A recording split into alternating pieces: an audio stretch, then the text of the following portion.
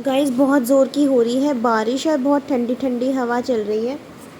बस तो फिर क्या था, मैंने कहा खुशी ब्रेड पकौड़े बना लें। तो ये बोली नहीं मम्मी, मैंने कहा मन मन भावे मूड हिलावे। मैंने कहा बनाएंगे, बिल्कुल बनाएंगे पकौड़े।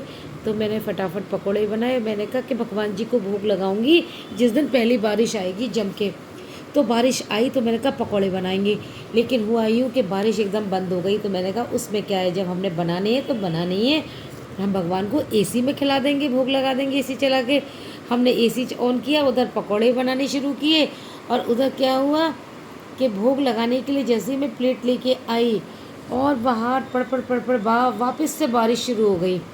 जितनी देर भगवान जी को भोग लगाया और भगवान जी ने पकौड़े खाए, भोग लगाया, उतनी देर बारिश रही बाहर।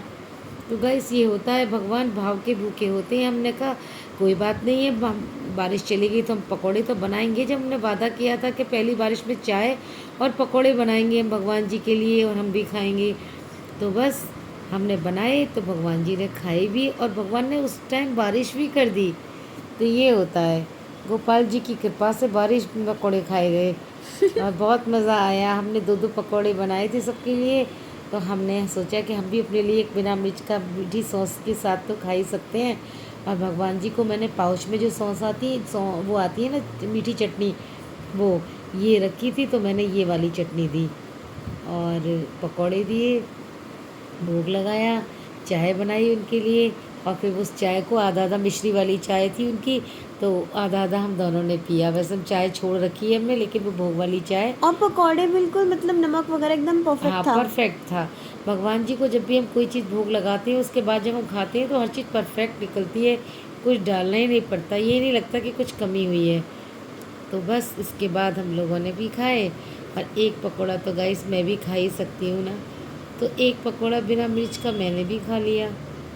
तो बस घर का बना प्रसाद में खा ही सकते। फिर ये हमारी बिल्ली रानी बैठी थी, अब ये पकौड़ा तो खाएंगी नहीं, तो हमने सोचा इनके लिए दूध कॉर्नफ्लेक्स कर दो। तो दिन में 3 बार तो दूध ले लेती हैं ये, और बीच बीच में घी लगा लगा के ब्रेड देती रहती है। तो ये यहाँ आती जाती रहती हैं आज मैडम। इन्होंने आलू का पराठा भी खाया था थोड़ा सा। थोड़ा सा बाबू के लिए, भैया के लिए बना था, तो इसलिए बनाया था खुशी ने अपने भाई के लिए, तो उसमें से थोड़ा सा दे के आई तो थोड़ा सा खाया। तो जो घी लगी मक्खन लगी हुई चीज़ें होती है ना, उन्हें तो खा लेती है थोड़ा बहुत, वरना दूध और दूध में बिस्किट, ये दूध में ब्रेड, यही खाती है। हम्म। और रात को तो 1 बजे आ गई, कपड़े सूखते हुए रह गए थे, तो मैंने कहा आधी ना आ जाए, मैं कपड़े उतारने गई बाहर से तो देखा तो ये